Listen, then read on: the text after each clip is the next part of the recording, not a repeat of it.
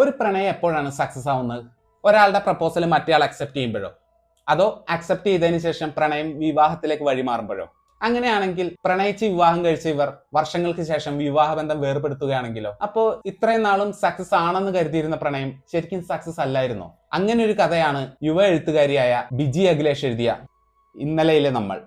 ഇത് ഹിമയുടെ കഥയാണ്. നമ്മുടെ എല്ലാവരുടെ ജീവിതത്തിലും ടേണിംഗ് പോയിന്റ് ആയേക്കാവുന്ന ചില തീരുമാനങ്ങൾ എടുക്കേണ്ടി വരും. അത് എടുക്കുന്നത് ചിലപ്പോൾ നമ്മളായിരിക്കാം, അല്ലെങ്കിൽ മറ്റുള്ളവരായിരിക്കാം. ഇവിടെ ഹിമയുടെ കാര്യത്തിൽ അങ്ങനെ ഒരു തീരുമാനം എടുത്തത് ഹിമയുടെ വീട്ടുകാർ തന്നെയാണ്. കാരണം പെൺമക്കളുടെ കൗമാരപ്രായം അത് രക്ഷിതാക്കളുടെ മനസ്സിൽ തീ കോരിയിടുന്ന ഒരു സമയമാണ്.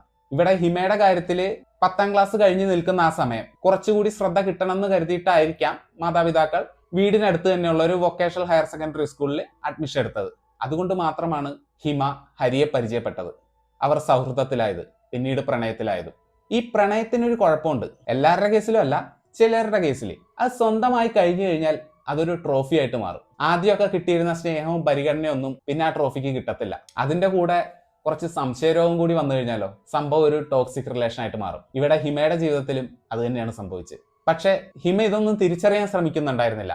കാരണം ഹരിയെ അവൾക്ക് അത്രക്ക് ഇഷ്ടമായിരുന്നു. അവസാനം എല്ലാം തിരിച്ചറിഞ്ഞ് വിവാഹമോചനം മാത്രമേ ഇനി വഴിയുള്ളൂ എന്ന് മനസ്സിലാക്കിയപ്പോഴേക്കും ഒരുപാട് വൈകിയിരുന്നു. നമ്മൾ ജീവിതത്തിൽ പലപ്പോഴായിട്ട് എടുത്ത തീരുമാനങ്ങൾ എല്ലാം ശരിയാകണമെന്നില്ല. അത് തെറ്റാണെന്ന് തിരിച്ചറിഞ്ഞു കഴിഞ്ഞാൽ ഓൺ ദ സ്പോട്ടിൽ അത് തിരുത്തിക്കൊള്ളണം. അല്ലെങ്കിൽ ജീവിതം കൈവിട്ടു പോകും, തിരിച്ചു പിടിക്കാൻ പറ്റിയെന്നും വരില്ല. അതുകൊണ്ട് റിലേഷൻഷിപ്പിലുള്ളവരും ഒരു റിലേഷൻഷിപ്പിന് യെസ് ഓർ നോ പറയാൻ കൺഫ്യൂസ് ആയി നിൽക്കുന്നവരും നിർബന്ധമായും വായിച്ചിരിക്കേണ്ട ഒരു പുസ്തകമാണ് ഇന്നലെയിലെ നമ്മൾ.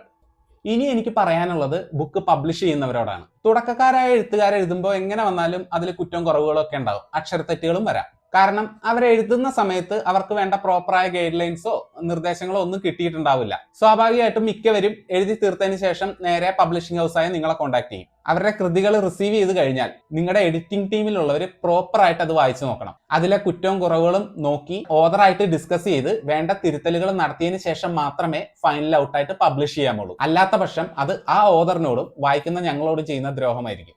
എത്ര ക്വാണ്ടിറ്റി പബ്ലിഷ് ചെയ്തു എന്ന് പറയുന്നതിനേക്കാളും നല്ലത് എത്ര ക്വാളിറ്റിയുള്ള ബുക്കുകൾ പബ്ലിഷ് ചെയ്തു എന്ന് പറയുന്നതല്ലേ നല്ലത്. നിർഭാഗ്യവശാൽ ഇതിന്റെ 2ാം പതിപ്പ് അങ്ങനെയുള്ള ഒരു തിരുത്തലുകൾ നടത്തണം. അതുകൊണ്ട് 2ാം പതിപ്പ് ഇറങ്ങാനായിട്ട് കുറച്ച് വൈകും. ആദ്യ പതിപ്പിൽ ഈ കുറ്റവും കുറവുകളൊക്കെ ഉണ്ടെങ്കിലും എന്റെ വായനാസ്വാദനത്തെ തടസ്സപ്പെടുത്തിയില്ല. കാരണം അധികം പുതുമയൊന്നും ഇല്ലെങ്കിലും വളരെ ഡെപ്ത് ഉള്ള ഒരു കണ്ടന്റാണ് ബിജി ഈ നോവലിലൂടെ പറയുന്നത്. അപ്പോൾ ഞാൻ ഈ പറഞ്ഞ കുറ്റവും കുറവുകളും നിങ്ങളെ ബാധിക്കില്ല എങ്കിൽ ഇതിന്റെ ആദ്യത്തെ എഡിഷൻ കിട്ടാനായിട്ട് ഓതറിനെ കോൺടാക്ട് ചെയ്താൽ മതി. അധികം വൈകാതെ തന്നെ നല്ല ക്വാളിറ്റിയുള്ള 2ാം പതിപ്പ് ഉടനെ പുറത്തിറങ്ങുന്നതായിരിക്കും. അപ്പോൾ നിർബന്ധമായും വായിക്കുക ബിജി അഖിലേഷ് എഴുതിയ ഇന്നലെയിലെ നമ്മൾ.